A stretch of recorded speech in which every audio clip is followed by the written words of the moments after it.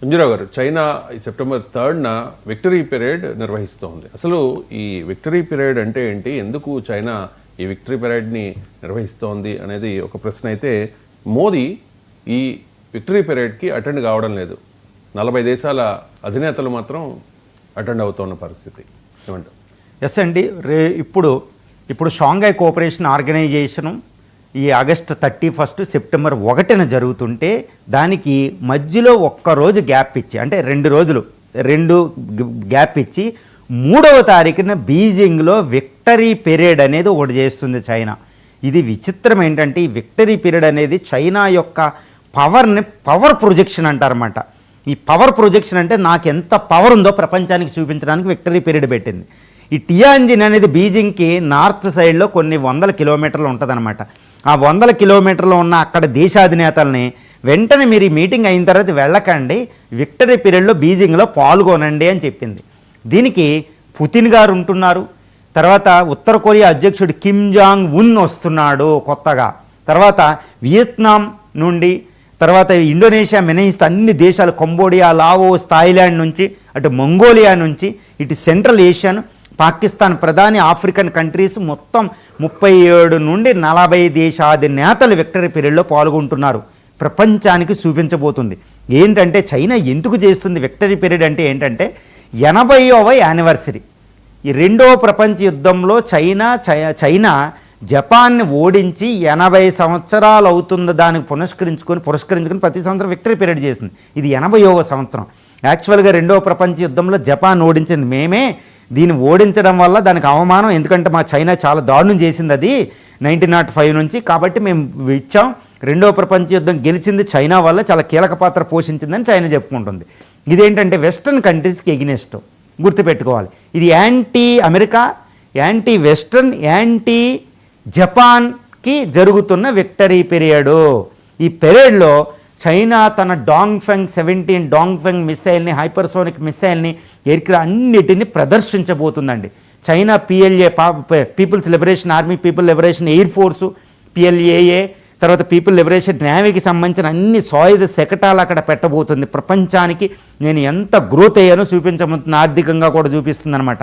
ఈ పీరియడ్ జరిగితే అమెరికాకి దడ, జపాన్కి దడ. ఆల్రెడీ జపాన్ అందరిని వేడుకుందనమాట, మీరు ఎవరు వెళ్ళకండి అని. కానీ ఎవరో పట్టించుకోకుండా చాలామంది వెళ్తున్నారు. ఈ విక్టరీ పీరియడ్లో ఇంకో షాకింగ్ ఏంటంటేనండి, ఇండియన్ ప్రధాని అక్కడ టియాంజిన్ వెళ్తున్నారు కాబట్టి అక్కడి నుంచి అక్కడికి డైరెక్ట్గా న్యూఢిల్లీ వచ్చేస్తున్నారు ఇది అవగానే. కానీ విక్టరీ పీరియడ్లో భారత ప్రధాని పార్టిసిపేట్ చేయడం లేదు. జీ జిన్పింగ్ అడిగిన ఎందుకు అంటే, ఇది ఇక్కడే అసలైన దౌత్యం ఉంది. ఎందుకంటే మొన్నే 2 రోజులు జపాన్ వెళ్ళడం జరిగింది. ఇది ఎగినెస్ట్ జపాన్, ఎగినెస్ట్ అమెరికా జరుగుతుంది ఈ విక్టరీ పీరియడ్. ప్రపంచంలో వెస్ట్రన్ కంట్రీస్కి ఎగినెస్ట్గా ఇండియా ఏంటి, జపాన్కి మిత్రురాలు, అమెరికాకి మిత్రురాలు. వెస్ట్రన్ కంట్రీస్ మనం దూరం అవ్వలే, ఎందుకంటే చైనాని పూర్తిగా మనం నమ్మలేం. ఒకవేళ చైనాతో మనకు స్నేహం ఉన్నా, అన్నిటితో స్నేహం ఉన్నా, భారత విధానం ఏంటంటే దౌత్య విధానంలో మల్టీ పోలార్ వరల్డ్. మల్టీ అంటే బహుళ ధ్రువ ప్రపంచంలో చాలా పవర్లు ఉండాలి, ఒకటే పవర్ ఉండకూడదు. అటు అమెరికా పవర్ పోతే నువ్వు చైనా పవర్ కోరుకుంటుంది, చైనా యూనిపోలార్ వరల్డ్. అలా కుదరదు. రష్యా ఉండు, చైనా ఉండు, మేముంటాం, జపాన్ ఉంటుంది, అమెరికా ఓ పక్కన ఉంటుంది, యూరోప్, అలా మల్టీపోలార్ ఉంటుంది. అంతేగాని నువ్వు ఒక్కదాని అవ్వడం కుదరదు, మీ ఫోర్స్ చూపించి. పైగా మేము జపాన్కి మిత్రురాలు కాబట్టి జపాన్ హర్ట్ చేయం, వచ్చేస్తున్నాం. 2 ఇండిపెండెంట్ ఫారిన్ పాలసీ. ఎందుకు, మాకు దౌత్య విధానంలో మేము ఇండిపెండెంట్గా వ్యవహరిస్తాం, స్వతంత్రంగా, ఎవరికి మేము లొంగం, మాకేం కావాలో ప్రపంచానికి అయితే మేము విపత్తు కాదని ఇండియా చెప్తుంది. ఇంకా పెద్ద మెసేజ్ ఒకటి ఉందండి, అదేంటంటే ఈరోజు ప్రపంచ మీడియా అంతా ఒకటి అనుకుంటున్నారు, అమెరికా టారిఫ్ల వల్ల, ట్రంప్ పాలిటిక్స్ వల్ల ఇండియా దూరం అయ్యి రష్యా, చైనా, ఇటు పుతిన్కి, జీ జిన్పింగ్ దగ్గర అయింది ఇండియా అనుకుంటున్నారు. అది కాదు అని భారత ప్రధాని చెప్తున్నారు. విక్టరీ పీరియడ్లో పార్టిసిపేట్ చేయకుండా కేవలం ఆర్థిక సహకారం కోసం. అంతకుముందు షాంఘై కోఆపరేషన్ ఆర్గనైజేషన్ మీటింగ్కి వెళ్ళినట్టే మేము వెళ్తున్నాం. కానీ అటు అమెరికాతో గొడవ వల్ల మేము చైనాతో క్లోజ్ అవుతాం, అంటే చైనాకి దగ్గర అవుతులే అంటే ఏంటండి, అంటే ఎవరైనా సహకారం మనకు అవసరమా ఉండడానికి?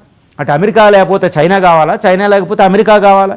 ఏదో ఒకటి ఉంటేనే మనం సర్వైవ్ అవుతామా? ఇట్స్ ఇంపాసిబుల్ అనమాట. It's ridiculous. అసలు భారతదేశం తనకు తాను నిలబడగలదు. అటు అమెరికా కాదంటే చైనా దగ్గరికి వెళ్ళకుండానే మనం బతకలేమా? ఇంటర్నేషనల్ ట్రేడ్ చేయలేమా? అన్నీ చేయలేమా? మీకు అవసరం, మాకు అవసరం. అది అనమాట ఇండిపెండెంట్ ఫారిన్ పాలసీ అనే ఒక మెసేజ్ ఇస్తున్నాం. అదేవిధంగా భారత స్నేహితుల్ని దూరం చేసుకున్నట్టు కాదు. ఇక్కడ చాలా జాగ్రత్తగా ఒకటి గమనించాలండి. అమెరికా అధ్యక్షుడు ట్రంప్ టారిఫ్లు విధిస్తే మనం అమెరికాకి దూరం అయినట్టు కాదు. అమెరికా చాలా చాలా ఇంపార్టెంటు. చైనా మనకి ఇంపార్టెంటే కానీ చైనాని మనం నమ్మలేము. చైనా ఎప్పటికైనా శత్రువే. ఎందుకంటే నెక్స్ట్ 21st సెంచరీలో అదే పవర్ అవుతుంది. అమెరికా పవర్ తగ్గుతుంది. అమెరికా పవర్ తగ్గకుండా ఉండాలంటే ఇండియా సహకారం కావాలి. ఇండియా గ్రోత్ అవ్వాలంటే అమెరికా సహకారం కావాలి. గుర్తుపెట్టుకోవాలి. ఏదో ట్రంప్ ఉన్నందుకు మనం అమెరికాని ఇలా చూస్తున్నాం, కానీ ట్రంప్ లేని అమెరికా ఎప్పుడూ ఇండియాకి మిత్రులే. భారతీయులే 50 లక్షల మంది ఉంటారు. ట్రేడ్ అలాంటిది. అమెరికా అనేది మనకి చాలా ఇంపార్టెంట్. ఏదో ట్రంప్ అక్కడ పాలిటిక్స్ బాగాలేదని, మోడీ తెలివి తక్కువ వ్యక్తి ఏం కాదు, ట్రంప్ బాగాలేదు, కానీ ట్రంప్ శాశ్వతం కాదు. అమెరికాలో అమెరికా శాశ్వతం, ఇండియా శాశ్వతం. ట్రంప్ లేని అమెరికా ఒక రోజు వస్తుంది. ఆ టైంలో మళ్ళీ అమెరికాతో పునరుద్ధరించుకోవాలి. ఎందుకంటే అమెరికా చాలా ఇంపార్టెంట్ మనకి. చాలా కష్టపడి 30 సంవత్సరాలు డెవలప్ చేసాం. ఈరోజు ట్రంప్ టారిఫ్లు విధిస్తే ఏదో అప్పటికప్పుడు క్షణికావేశంలో వెళ్ళి చైనా దగ్గర హగ్గేసుకోమండి. చైనా ఎంతవరకు ఉండాలో అంతవరకే ఉండాలి. ఇది చాలా అతిపెద్ద దౌత్యం నిన్న చేయడం జరిగింది. అందుకనే ఇండియన్ ప్రధాని మోడీ విక్టరీ పీరియడ్లో పాల్గొవడం లేదు. అక్కడ పుతిన్ కూడా పాల్గొంటున్నాడు. 40 దేశాధినేతలు వెళ్ళిన ఇండియా పాల్గొకుండా వచ్చేస్తుంది. ఇది ఒక రకంగా అమెరికాని కాస్త శాంతింపజేయడం. జపాన్ అద్భుతం. ఎందుకంటే 6 లక్షల కోట్లు పెట్టుబడి పెట్టబోతుంది జపాన్. మనకి టెక్నాలజీ ఇవ్వబోతుంది. మనం సూపర్ పవర్ అవ్వడానికి ఈరోజు జపాన్ మనకు కావాలి. జపాన్ మనం దూరం చేసుకోకూడదు పసిఫిక్ మహాసముద్రంలో. ఇంకా చైనా బోర్డర్ ప్రాబ్లం అలాగే ఉన్నాయి. ఇండియన్ ఓషన్లో స్ట్రింజ్ ఆఫ్ పెర్ల్ అలాగే ఉంది. పాకిస్తాన్కి అలాగే ఉన్నాయి. మనకి ఏం చేయలేదు, ట్రేడ్ చేసుకుందాం అంటుంది అంతే. కాబట్టి దాన్ని నమ్మి దాని విక్టరీ పీరియడ్లో ఆల్ మిలిటరీ పీరియడ్లో మనం పాల్గొంటే మనం దాని పవర్ని అంగీకరించినట్టే కదా.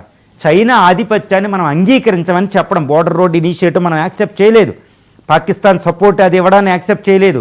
ఈరోజు అది చేసే ప్రతి పని మనం యాక్సెప్ట్ చేయడం. కమ్యూనిస్ట్ చైనా అంతర్జాతీయ చట్టాలను అది ఉల్లంఘిస్తుంది. అంతర్జాతీయ చట్టాలు వద్దు, మా చట్టాలు ఉండాలంట. దానికి ఎలా కుదరదు. అంతర్జాతీయ చట్టాలు ఉండాలనేది భారత్ చెప్పేది. కాబట్టి చైనాతో ఫ్రెండ్షిప్పే కానీ ప్రపంచ ఆధిపత్యం చైనాకి ఎప్పుడే రాకూడదు. అమెరికా ఆధిపత్యం ఉండాలి. అమెరికా అనేది మనకి ఇంపార్టెంట్. అన్ని దేశాలు మా ఇష్టం వచ్చినట్టే మిగతా చేస్తామని చెప్పడం. సో చైనాకి మనం లొంగలేదు అనే అద్భుతమైన సందేశం నేను